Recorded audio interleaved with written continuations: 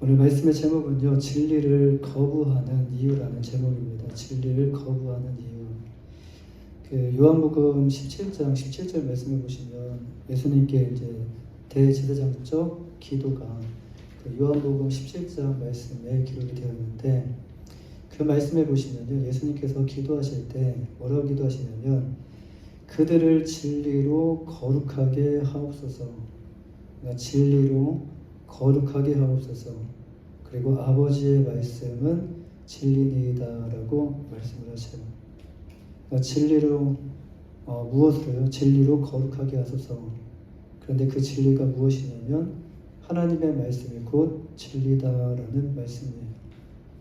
사람들은 진리하면 어떤 그 사상이나 철학과 같은 이런 이미지를 먼저 떠올리는데, 그 이유는 우리는 사회에서 단어하고 이런 이미지를 연결시켜서 배웠기 때문에 그렇습니다.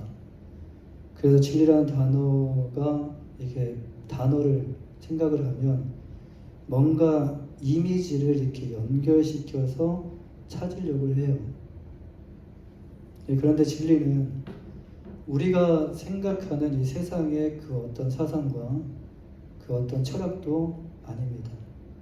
그러니까 진리는 세상에 존재하지 않는다는 거예요.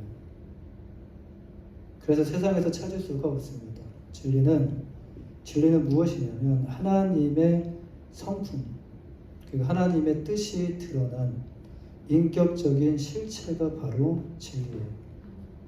근데 그렇다면 하나님의 성품과 하나님의 뜻이 드러난 인격적인 그 실체가 무엇일까요? 그 실체가 바로 성경은 누구라고 말씀하시냐면 예수 그리스도라고 말씀하셔요. 다시 말해서 진리는요, 진리는 누구신가? 곧 예수 그리스도가 진리다라는 말씀이에요. 여러분, 이 말씀에 아마도 동의하실 거예요. 그런데 세상은 이 말에 동의하지 않습니다. 그렇다면 세상이 예수님을 진리로 인정하지 않는 이유가 과연 무엇일까? 저들은 진리를 바로 앞에 두고도 인정하지 않아요. 진리를 바로 앞에 두고도 믿지 않아요. 세상에서 찾을 수가 없는데 저들은 지금도 세상 가운데서 진리를 찾으려고 노력하고 있습니다. 이 세상에 예수님을 진리로 인정하지 않은 이유가 과연 무엇일까? 세상에서는 이렇게 생각을 해요. 어떻게 육체를 가진 인간이, 우리와 똑같은 그 육체를 가진 인간이 진리가 될 수 있겠는가?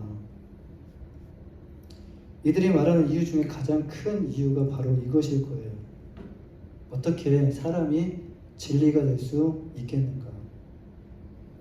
유대 지도자들이 예수님을 진리로 인정하지 않았던 이유가 무엇이죠? 그가 사람의 몸으로 태어난 사람이었기 때문이었어요. 요한복음 7장 27절 말씀 보시면, 그러나 우리는 이 사람이 어디서 왔는지 아노라. 지금 누구를 말씀하냐면 지금 바로 앞에 있는 예수님이 어디서 왔는지를 안다라는 거예요. 누가복음 또 4장 22절 말씀을 보시면 이 사람이 요셉의 아들이 아니냐, 진리라고 주장을 하는데 이 사람이 우리가 어디서 왔는지도 알고 지금 이 사람이 요셉의 아들인 줄 우리가 아는데 어떻게 이 사람이 진리라고 할 수 있겠냐. 예수님께서 나사렛 회당에서 말씀을 전하실 때 유대인들이 예수님을 향해서 했던 말인데요, 이 말은 무엇을 의미하냐면 예수님이 요셉과 마리아의 아들로 태어난 것을 그들은 다 알고 있었다라는 거예요. 그런데 어떻게 예수님이 메시아가 될 수 있고 어떻게 예수님이 진리가 될 수 있겠냐라는 반문이에요. 이것에 대해서 그들은 받아들일 수 없다라는 겁니다. 여러분이라면 받아들일 수 있겠습니까? 사람이 진리라고 주장을 하는데 쉽게 받아들일 수 있겠습니까? 진리가 눈앞에 있는데도요, 그들은 진리 대신 예수 그리스도를 보지 못하고 진리 대신 예수 그리스도를 배척을 하고 있어요. 거부하면서 배척을 해요. 이 사람들이 진리를 거부하는 이유가 무엇일까? 우리가 말씀을 많이도 아니고 조금만 관심을 가지고 우리가 성경을 들여다보면요, 그 이유가 무엇인지를 알 수가 있어요. 성경에 보면 예수님뿐만이 아니라 예수님을 거부하는 사람들의 그 태도와 그 특징, 그것을 통해서 그 이유를 우리가 발견할 수가 있어요. 우리는 지금 계속해서요, 요한복음 8장을 함께 나누고 있는데, 우리는 8장 서두에서 어떤 말씀을 나누냐면, 가늠하다가 붙잡혀온 한 여인에 대한 그 예수님의 용서에 대해서 함께 나눴습니다. 이 여인은 누구를 의미하는 거죠? 이 여인 한 사람만 의미하는 것이 아니에요. 이 여인은요, 바로 우리 한 사람 한 사람을 의미합니다. 나는 가늠한 적이 없는데요, 나는 이런 여인처럼 행동한 적이 없는데요 라고 하실 수도 있어요. 하나님만 사랑해야 하는데, 영적으로 하나님만 사랑해야 하는데 하나님이 아닌 다른 우상을 사랑하는 우리들의 모습이라는 말씀이에요. 자, 가늠한 여인은 어떻게 되는 게 맞죠? 가늠한 여인은 돌로 맞아 죽는 것이 맞아요.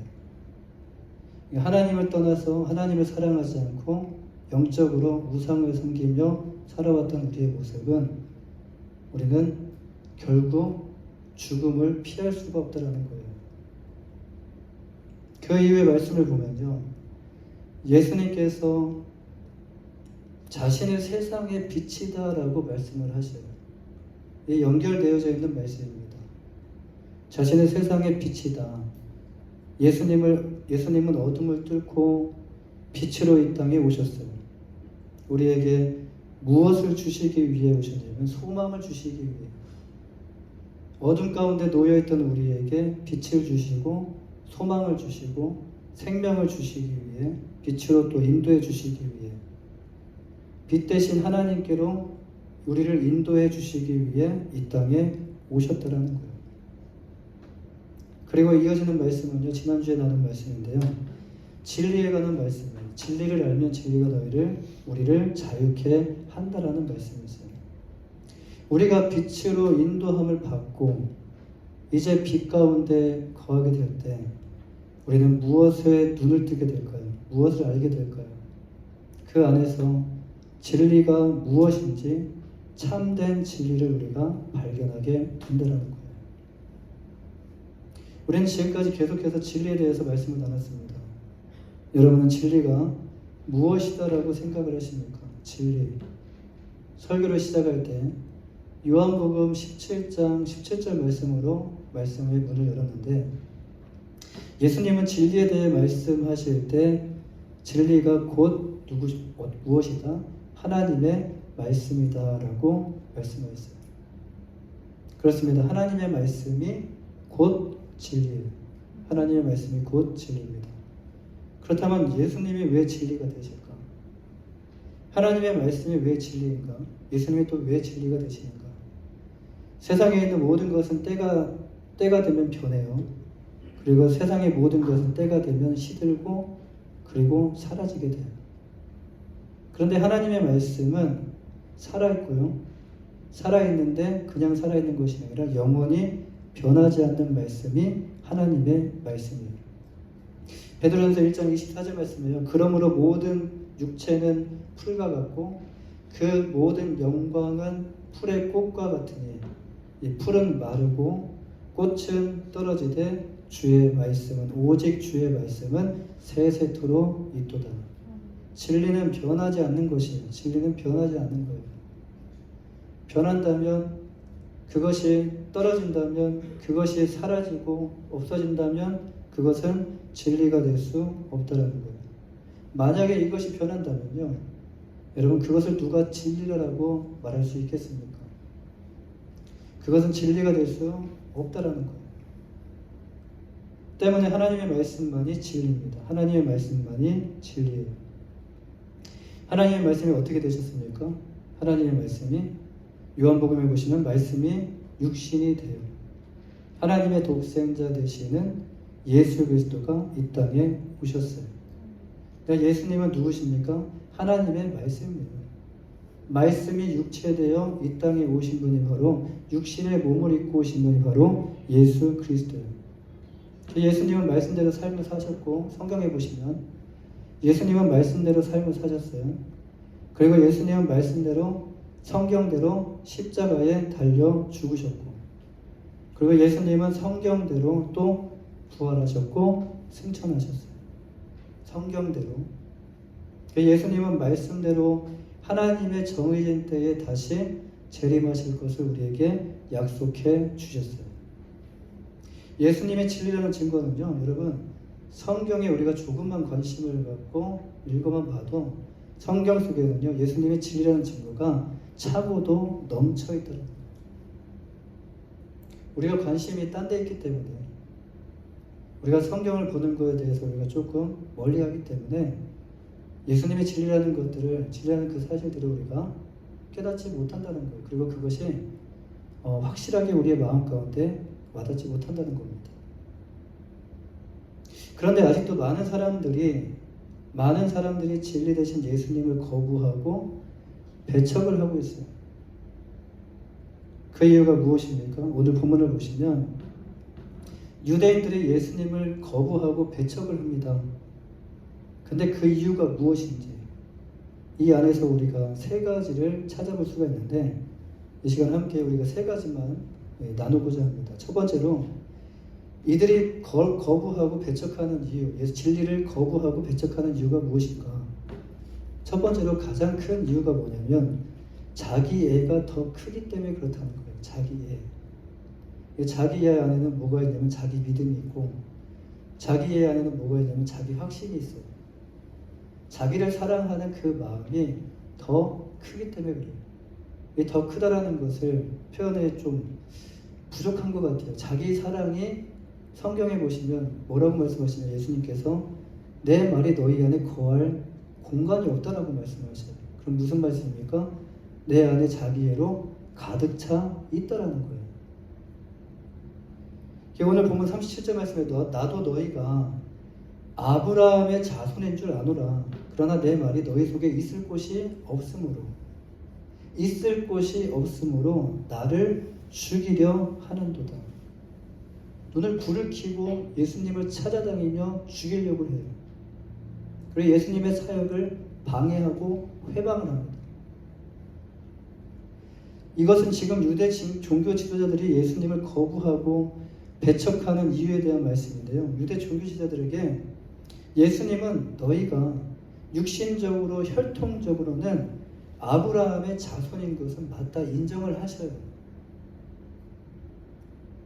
육신적으로는 아브라함의 자손인 것은 맞지만 영적으로는 너희들이 아니다라고 말씀하셔요.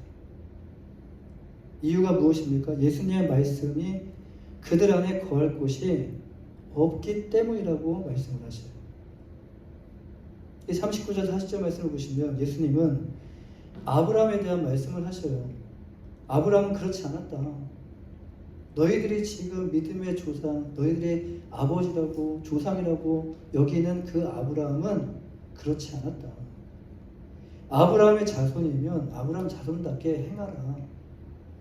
아브라함이 행한 일들을 너희도 또 행해야 한다라고 말씀을 해요.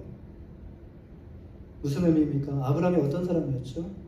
창세기로 돌아가 보면 우리 잘 아시죠? 창세기 12장부터 이제 아브라함에 대한 내용이 시작이 되는데 아브라함은 하나님의 말씀에 온전히 순종했던 사람이었어요. 여러분 어디까지 아브라함이 순종을 했죠?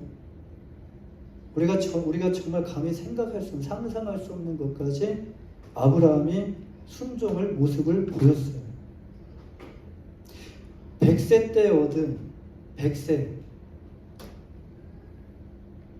때 얻은 그의 아들 이삭, 눈에 넣어도 아프지 않은 그 이삭 아들, 하나님께서 그 이삭을 제사의 제물로 드리라고 했을 때 그냥 바로 그 자리에서 죽여라 라고 제사로 드리라고 하신 것이 아니라 3일 길 떨어진 곳에 가서 제사를 드리라고 했어요.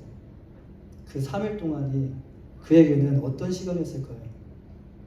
3일이 아니라 30년이라는 시간이었어요. 30년이라는 시간. 정말 드리라고 했을 때 3일 길을 걸어가면서 손을 내밀어서 칼을 잡고 그 아들을 잡으려 했던 그 순간까지 순종했던 사람이 바로 아브라함이었어요. 아브라함은 이삭을 향한 하나님의 칼을 멈추게 하셨어요. 멈추게 하실 분은 누구밖에 없습니까? 오직 하나님의 말씀밖에 없었어요. 그리고 하나님은요, 창세기 22장 12절 말씀에서 뭐라고 말씀하시냐면 내가 내 아들 내 독자까지도 내게 아끼지 아니하였으니 내가 이제야 내가 하나님을 경외하는 줄을 알겠다. 내가 정말 나를 사랑하는 줄, 네가 나를 정말 경외하는 줄 알겠다. 라고 말씀하시면서 아브라함의 믿음을 인정을 해주셔요. 사랑하는 여러분, 예수님께서 아브라함은 그렇게 하지 않았다라는 이 말씀이 무슨 말씀인지 여러분 이해가 가십니까? 아브라함은 그렇게 하지 않았다라고 이렇게 하신 말씀이 무슨 말씀인지. 하나님의 말씀이 그 안에 있다면, 하나님의 말씀이 그 안에 있다면 예수님을 죽이려고 하지 않는다라는 것이에요. 그런데 지금 그들의 마음에 왜 예수님을 죽이려고 하는 그런 마음이 있을까? 그들의 마음에 하나님의 마음이 없었기 때문에, 하나님의 말씀이 없었기 때문에 지금 이런 악한 일들을 행하려고 한다는 거예요. 여러분, 죽이는 것은 누가 하죠? 죽이는 것. 뭐 강도나 뭐 나쁜 사람이나 그런 게 아니라 영적으로 죽이는 건 누가 하죠? 사단이 해요. 사단이. 하나님은 절대로 죽이시는 분이 아니에요. 믿으십니까? 하나님은 절대로 죽이시는 분이 아니에요. 우리를 죽음 가운데서 건지시기 위해서 예수님까지도 아낌없이 우리에게 내어주신 분이 하나님이셔요. 이사야 42장 3절 말씀에서요, 이사야 선지자는 하나님에 대해 이렇게 소개합니다. 하나님은 상한 갈대를 꺾지 아니하며, 갈대가 상해 있어요. 그럼 우리는 어떻게 하죠? 딴 것을 보호하기 위해서 그것을 꺾어버리죠. 다른 거에게 피해가 가지 않도록 꺾어버리죠. 꺼져가는 등불, 에이 꺼져버렸네 하면서 그냥 밟아서 우리는 끄겠지만 하나님은 꺼져가는 등불을 끄지 아니하고 진리로 공의를 베푸실 것이다 라고 말씀을 해요. 어떻게든지 하나님은 살리기를 원하시는 분이라는 거예요. 하나님은 갈대가 상했다고 꺾지 않으십니다. 또한 등불이 꺼져간다고 해서 그것을 끄지 않으셔요. 여러분, 성경을 보시길 바라요. 예수님께서 하신 수많은 일들을 보시길 바라요. 성경에 보면 마태복음부터 요한복음까지 보시면 예수님께서 어떤 일을 행하셨는지를 우리는 볼 수가 있어요. 예수님이 가시는 곳에는요, 예수님이 지나가시는 곳에는요, 여러분 활기가 생겨나게 됐어요. 여러분, 예수님이 지나가시는 곳에는 생기가 생겨나게 되고 회복이 일어났어요. 여러분, 죽이는 것을 누가 하죠? 하나님의 대적자인 마귀가 죽이는 것을 하는 거예요. 보면 44절 말씀이에요. 너희는 너희 아비 마귀에게서 났으니 너희 아비의 욕심대로 너희도 행하고자 하느니라. 그는 처음부터 살인한 자요. 진리가 그곳에 없으므로 진리에 서지 못하고 거짓을 말할 때마다 제 것으로 말해요. 거짓말. 처음부터 살인을 하고 그 안에는 뭐만 가득하다고요? 거짓말만 가득해요. 그리고 그가 누굽니까? 거짓의 아비가 되었다. 거짓의 아비가 되었다. 마귀가 우리에게 심어준 것이 무엇입니까? 하나님을 사랑해야 하는 우리의 마음을, 우리는 원래 하나님과 교통하고 교제하는 친밀한 가운데 거했던 존재인데, 하나님을 사랑해야 하는 우리의 마음을 어디로 향하게 만들었냐면 다른 이웃에게 향하게 만든 것도 아니에요. 우리 자신에게로 향하게 만들었고요, 우리 자신을 사랑하게 만들었어요. 우리 안에 우리 자신을 사랑하는 마음이 꽉 차 있으니까 예수님께서 말씀하신 내 말이 너희 속에 있을 곳이 없다라고 말씀하신 거예요. 이것을 누가 했다고 성경은 말씀합니까? 사단이 우리 안에 거짓을 심어주셔서 거짓말쟁이, 거짓의 아비가 사단이 최초의 살인한 그 아비가, 거짓의 아비가 사단이 우리 안에 거짓을 심어주어서 하나님을 의심하게 만들고 변질된 사랑을 추구하게 만들었다는 거예요. 자기애를 무엇으로 표현할 수 있을까 생각을 해봤는데 자기애는요, 집착입니다. 자기를 향한 집착이에요. 여러분, 변질된 사랑이라고 하니까 거기에 사랑이 들어가죠. 변질된 사랑이라도 사랑이 들어가니까 사랑인 것처럼 보이게 만들어요. 그런데 이것은 사랑이 아닙니다. 여러분, 이것은 나중에 어떤 결과를 불러일으키게 만드냐면 시기와 질투와 다툼과 폭력과, 나를 보호하기 위해서 시기하고, 나를 보호하기 위해서 질투하고, 나를 보호하기 위해서 다툼, 폭력, 그리고 살인까지 하게 만든다는 거예요. 그런데 과연 이것이 올바른 사랑일까요? 예수님께서 오셔서 무엇을 말씀하셨죠? 이것을 다시 회복시키기 위해 예수님은 10계명을, 그 길고 긴 그 10계명을 두 가지로 요약하여 우리에게 말씀해 주셨는데, 마태복음 22장 37절 40절 말씀 보시면요, 예수께서 이르시되 내 마음을 다하고 목숨을 다하고 뜻을 다하여 주 너희 하나님을 사랑하라.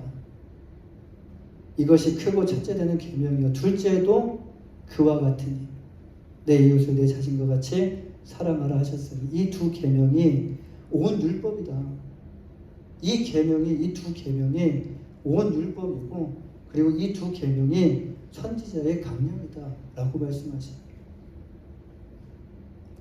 우리 안에 하나님이 아닌, 이웃이 아닌, 지금 우리 안에 하나님을 사랑하는 마음, 우리 안에 이웃을 사랑하는 마음, 그것이 아니라 우리 자신을 사랑하는 마음이 가득하기 때문에 지금 유대인들이 자기를 보호하기 위해서, 자기의 권력을 빼앗기지 않기 위해서, 결국 예수님께서 힘을 더 이렇게 키우게 되면 자기들의 권력이 위태롭게 돼요. 자기를 너무 사랑하기 때문에 우리가 진정 사랑해야 할 대상이 누구신지를 다시 한번 마태복음 22장 말씀에서 우리에게 말씀해 주고 계시는 것이고, 그리고 회복시켜 주시기 위해 예수님께서 이 땅에 오셨다라는 말씀이에요. 여러분, 진리를 거부하는 이유가 무엇이라고요? 우리가 진리를 거부하는 이유가 무엇이라고요? 우리 안에 우리 자신을 사랑하는 마음이 큰 것보다도 하나님의 말씀이 우리 안에 거할 수 없을 정도로 우리를 사랑하는 마음이 가득 차 있기 때문에 그렇습니다. 두 번째로, 하나님보다 세상을 더 사랑하기 때문에 그래요. 하나님보다 세상을 더 사랑하기 때문에. 첫째는 나를 사랑하고요, 두 번째는 세상을 사랑한다는 거예요. 여기서 세상은 이웃을 사랑하는 것이 아니에요. 여기서 세상은요, 성공을 의미를 해요.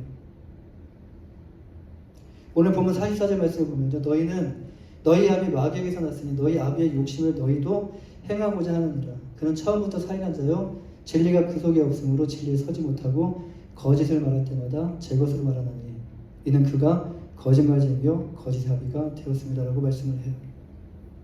예수님은 자신을 죽이려는 유대 종교 지도자들에게서 그들은 뭐라고 정죄를 하시냐면, 그 아비는 마귀다 라고 정죄를 하셔요. 그들의 아비는 마귀다. 이것은 유대인 간의 아비 논쟁에 있어서 예수님께서 선언하신 것 중에서 가장 과격하고요, 가장 그들에게 있어서 간접적으로 돌려서 말씀하신 것이 아니라 직접적으로 선언하신 거예요. 너희 아비는 누구라고요? 마귀다. 예수님께서 이렇게 직접적으로 유대인들에게 말씀하시면서 그들의 아비가 마귀임을 증명하는 데 있어서도 충격적인 말씀을 하셔요. 그 이어지는 말씀에 보시면, 뒤에 이어지는 말씀을 보시면 욕심, 살인, 거짓말쟁이 표현을 쓰시면서 그들이 지금 마귀와 동일한 행동을 하고 있음을 적나라하게 표현하시면서 말씀하셔요. 예수님 앞에 있다라는 것은요, 무엇을 의미합니까? 지금 이들이 예수님 앞에 있어요. 근데 예수님 앞에 있지만 사람 앞에 있는 것이 아니라 하나님 앞에 있는 거예요. 지금 그들이 하나님 앞에 서 있다라는 겁니다. 그렇다면 예수님께서 말씀하신 것은 여러분 무엇을 의미하죠? 그것은 곧 육체를 입고 계신 하나님께서 말씀하신 거예요. 육체를 입고 계시는 하나님께서 지금 말씀하고 계시는 거예요. 하나님의 말씀에 대적하는 자가 누굽니까? 지금 육체를 입고 계시는 그 하나님의 말씀에 대적하고 있는 자가 누굽니까? 하나님의 말씀에 반대하며 대적하는 자가 마귀예요. 지금 예수님께서 하신 이 말씀에 유대 종교 지도자들은요, 어떻게 말을 하고 행동합니까? 저들은 지금 예수님의 말씀에 반대되는 말을 하고 있고, 예수님을 어떻게 하면 죽일 수 있을까? 음모를 꾸미고 있고 뒤에서 숨어서 계획하고 있는 자들이 바로 유대 종교 지도자들이에요. 예수님의 생각에 반하고 예수님의 말씀에 반하고 예수님의 행동 하나하나에 반하는 자들. 마귀는 거짓의 압입니다. 거짓말을 통해 사람들을 속이고 그들을 빼앗고 그들의 있는 것을 빼앗고 그들을 죽이는 게 마귀예요. 잠시지만 마귀는요, 세상에서 지금 왕노릇 하고 있어요. 왕이에요, 왕. 가짜지만 왕이라고 해요. 그런데 자신이 가짜 왕이라는 것을 알고 있습니다. 그런데 얼마나 뻔뻔하냐면 진짜 왕 대신 예수님께 시험을 해요. 진짜 왕 대신 예수님께 천하 만국과 그 영광을 보여주면서 만일 내게 엎드려 경배하면 이 모든 것을 다 내게 주겠다라고 말한 사기꾼이에요. 이렇게 우리에게 거짓말로 살살 속여서 달콤한 말로 세상을 보여주며 나에게 절하면 세상에 있는 모든 것을 다 우리에게 주겠다라고 거짓된 약속을 하고 있는 자가 마귀예요. 사랑하는 여러분, 우리는 보고 듣는 것에 굉장히 약해요. 한번 들으면 그냥 아니야 라고 할 수 있지만 그것이 한 5번, 10번, 20번 내 귓가에 계속 들리게 되면 스스로 그것 또한 맞지, 그렇게 생각을 하게 돼요. 또 눈으로 보여주면, 들려주기만 하지 않고 눈으로 보여줘요. 근데 하나님의 말씀을 보고 듣는 시간보다 우리는 세상 가운데 살아가면서 세상을 보고 세상 가운데 들려지는 그 소리를 듣는 것이 더 많아요. 그렇다면 우리는 성경을 보고 듣는 것에 더 믿음이 세워질까요? 아니면 세상을 보고 듣는 것에 더 세상을 향한 그 믿음이 더 세워질까요? 세상이 우리를 부릅니다. 지금도 세상이 우리를 불러요. 성공시켜줄게. 돈 많이 벌게 해줄게. 인기와 명예를 갖게 해줄게라고 우리를 향해 세상이 지금도 부르고 있어요. 하나님의 말씀은 어떻습니까? 세상은 성공의 길, 화려한 길, 번영의 길을 제시하면서 우리를 유혹하지만 여러분, 성경은 어떻죠? 성경을 들여다보면 우리에게 어떤 말씀으로 우리에게 오라고 말씀하시죠? 우리에게 좁은 길로 가라고 하셔요. 좁은 길로. 큰 길 놔두고 왜 좁은 길로? 하나님은 우리에게 십자가의 길을 가라고 하셔요. 아니, 편한 길 놔두고 왜 십자가의 길을 가? 하나님은 우리에게 하나님을 위해 몸을 들여서 헌신을 해서 심지어는 하나님을 위해 예수 그리스도의 그 이름을 위해 죽임을 당하라고 하셔요. 여러분이라면 어떤 길을 선택하시겠습니까? 편한 길 놔두고 성공이 보장되는 이 길을 놔두고 누가 힘든 길, 보장되지 않는 길, 확실하지도 않는 그 길을 누가 선택하며 가겠냐는 거예요.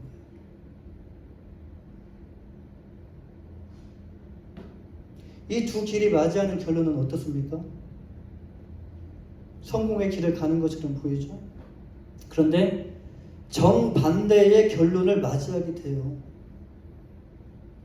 요한계시록 18장 11절 말씀을 보면 세상의 거짓말에 속아 성공과 부와 명예를 가진 자들의 최후가 나와요. 땅의 상인들이 그를 위하여 울고 애통하는 것은 다시 그들의 상품을 사는 자가 없습니다. 열심히 끌어모았거든요. 열심히 끌어모으고 열심히 성공을 위해서 달려간 그 자리 가운데 올라갔는데 여러분 그들이 내 돈을 원하지 않아요. 이제는 돈이 그냥 종이 조각처럼 돼버렸어요. 그들의 상품을 사는 자가 없다는 거예요. 귀했던 그 상품을 사는 자가 없다는 거예요. 금이 귀하죠 지금. 그런데 그 금을 사는 자가 없다는 거예요. 17절 말씀에 그러한 부가 한 시간에, 많이도 아니고 한 시간에 망할도다라고 말씀하셔요. 여러분 오해는 하지 마시기 바랍니다. 그렇다고 해서 세상 거 다 부질없으니까 열심히 살지 말라라는 말씀이 아니에요. 열심히 살아야 됩니다. 하나님께서 우리가 이 땅 가운데 우리에게 살게 해주셨으면 그 하나님의 은혜를 생각하면서 열심히 사셔야 돼요. 근데 열심히 세상 가운데 살면서도 우리가 세상에 미련을 두지 말고 하나님의 영광을 위해 우리의 삶을 드리라는 말씀이에요. 아멘이 없으시네요. 진리를 거부하는 자의 특징이 바로 이것입니다. 세상의 목소리가 너무 커서요. 성공과 화려함과 번영과 이런 물질에 대한 목소리가 너무 커서 하나님의 말씀이 희미하게 들리거나 하나님의 말씀이 들리지 않는다는 거예요. 말씀은 듣기는 하지만 여전히 세상의 가치와 욕심에 묶여있기 때문에 여러분 진리를 받아들일 수 없다라는 거예요. 마지막으로 말씀에 순종하지 않기 때문에 그렇습니다. 하나님의 말씀에 순종이 없기 때문에 그래요. 오늘 본문 47절 말씀을 보시면 하나님께 속한 자는 하나님의 말씀을 듣나니 너희가 듣지 아니함은 하나님께 속하지 아니하였습니다. 예수님께서 말씀하십니다. 하나님께 속한 자는 어떻게 한다라고 말씀하셔요? 하나님 말씀을 듣는다라고 말씀하셔요. 반대로 하나님께 속하지 않은 자들은 하나님의 말씀을 듣지 않는다. 여기서 하나님의 말씀을 듣는다는 것은 무엇을 의미하는 것일까요? 예수님께서는 그들이 조상이라고 생각하는 아브라함에 대해서 말씀을 언급을 하십니다. 여기서 우리는 듣는다는 것에 대해서 우리 말씀을 통해서 다시 한번 생각을 해봐야 되는데 듣는다는 것은 무엇일까요? 그냥 귀로 듣는 것을 의미하는 것일까요? 그냥 귀로 듣는 것? 이것도 듣기의 한 부분입니다. 근데 아브라함이 하나님께서 말씀하셨을 때 어떻게 행동했습니까? 아브라함은 하나님의 말씀을 듣고 믿음으로 즉시 행동했다는 거예요. 여기서 듣는다는 것은 듣기에서 끝나는 것이 아니라 행동까지 연결되는 것이 바로 듣는다는 거예요. 성경에서 말하는 듣는다가 바로 이겁니다. 진리를 거부하는 자는 말씀에 순종으로 반응하지 않습니다. 오히려 원망하고요. 오히려 불평하고 그리고 주변 사람들이 또 이간질하는 경우가 많아요. 야, 너 정말 저렇게 할 거야? 이것은 첫 번째 말씀을 드렸던 자기애와 깊은 연관이 있는데요. 자기애가 크면요. 마음에 하나님의 말씀이 들어갈 자리가 없어요. 자기를 사랑하는 마음이 크면 자기에게 손해볼 행동을 절대 하지 않습니다. 계산을 해요. 내가 손해가 얼마나 미칠 것인지를 계산을 해요. 그런데 우리에게 들려지는 하나님 말씀은 어떻습니까? 천국에서는 좋을지 몰라도요. 여러분 이 세상에서는 어떻습니까? 고난 없는 영광은 없다라는 말과 같이 예수님을 믿는다는 이유 하나 때문에 핍박을 받아야 되고 예수님을 믿는다는 이유 하나 때문에 고난을 받아야 되고 환난을 당해야 되고 또 성경은 우리에게 십자가의 길을 걸어가야 하고 좁은 문을 들어가야 되고 가시밭길을 걸어가라고 말씀하시는데 여러분 벌써부터 어떤 마음이 드십니까? 아직 당하지도 않았는데 벌써 당한 것처럼 그런 느낌이 들어요. 육체적인 고통이요 벌써부터 느껴지기 시작하는 거예요. 그런데 자기애가 강하면 강할수록 자기에게 다가오는 주변의 위협으로부터 자신 스스로를 보호하려고 합니다. 지금 예수님께서 말씀하신 이것은요, 우리의 몸을 해하는 것들이에요. 여러분, 우리 몸에 유익한 것이 없습니다. 성경적으로 봤을 때 우리의 몸에 유익한 것이 없어요. 자갈받기, 가시받기, 십자가, 핍박, 환난, 고난, 우리의 몸에 유익한 것이 단 하나도 없다라는 거예요. 그럼 이제 하나님을 어떻게 생각하겠습니까? 내 자기를 사랑하는 자기애가 강하게 되면 하나님을 이제는 다시 보게 돼요. 하나님을 다시 생각하게 돼요. 처음에는 하나님 말씀이 좋았었는데 점점 깊이 들어가다 보니까 내 생각과는 너무 다르네? 그리고 이제는 하나님의 말씀을 들으면서도 하나님을 피하고요. 하나님을 멀리하게 된다는 거예요. 듣고 싶은 것만 듣고 이제는 듣기 싫은 것들은 피하고 멀리하게 된다는 거예요. 사단이 유대인들의 마음을 장악했습니다. 무엇으로요? 욕심으로. 욕심이 잉태한 즉 죄를 낳고 죄가 장성한 즉 사망. 이를 통해서 하나님께 향해야 하는 유대인들의 마음은 어떻게 되었습니까? 그들은 마음을 닫았을 뿐만 아니라 그 마음을 닫은 문을 빗장을 걸어가지고 아예 잠궈버렸습니다. 그리고 하나님의 말씀에 순종하는 것을 못마땅하게 여겨요. 더 이상 그들에게 하나님의 말씀이 들리지 않는다는 거예요. 순종하려고 하는 자들도 회유를 하고 순종하려고 하는 자들도 순종하지 못하게 만드는 거예요. 무슨 말만 하면요 자기 얘기하는 것 같아서, 지금 보세요, 유대인들이 무슨 말만 하면 자기 얘기하는 것 같아서 기분 나빠하고 반대로 말하고 예수님의 그 어떤 말씀을 막 트집 잡으려고 하고, 이제 하나님의 말씀에 뭐가 되냐면 순종하는 자가 아니라 투덜이가 된다는 거예요. 날마다 투덜거려요. 지금 이 모습이 바로 하나님의 그 말씀의 반대편에 서 있는 유대인들의 모습이라는 거예요. 그런데 하나님께 속한 자는요 이렇게 하지 않는다라는 말씀이에요. 하나님께 속한 자는 어떤 사람이라고 말씀하십니까? 아브라함과 같이 하나님의 말씀에 동의하는 자이고, 그리고 하나님의 말씀을 듣기만 해서 끝나는 것이 아니라 순종으로 연결까지 하는 자라는 말씀이에요. 사랑하는 여러분, 우리는 지금 진리에 어떻게 대하고 있습니까? 우리 또한 지금 진리에 속해 있다라고 말은 하지만, 말은 그렇게 우리가 그럴싸하게 우리 또한 이렇게 말을 하지만 정작 우리의 마음은 진리를 거부하고 있지는 않습니까?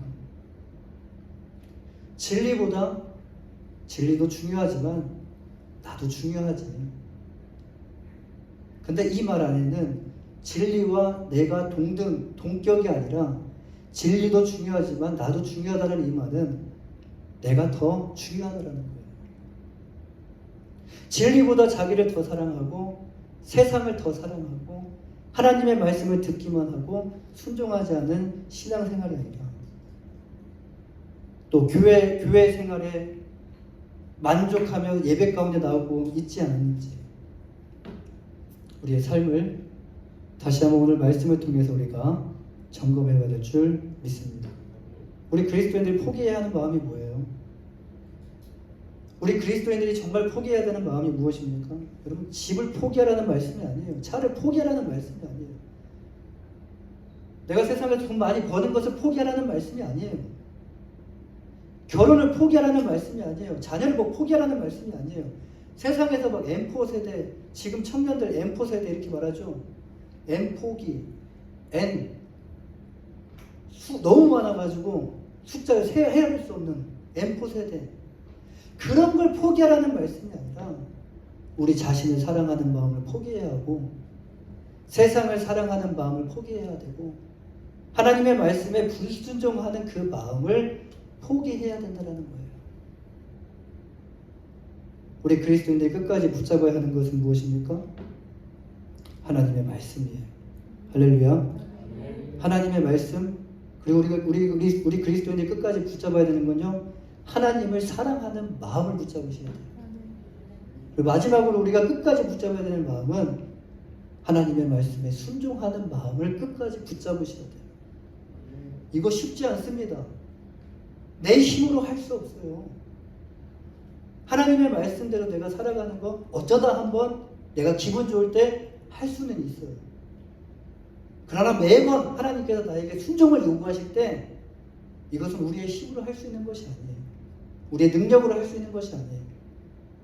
그래서 예수님께서 우리에게 기도하라, 성령을 부어주시겠다, 기도하라라고 우리에게 말씀하신 거예요.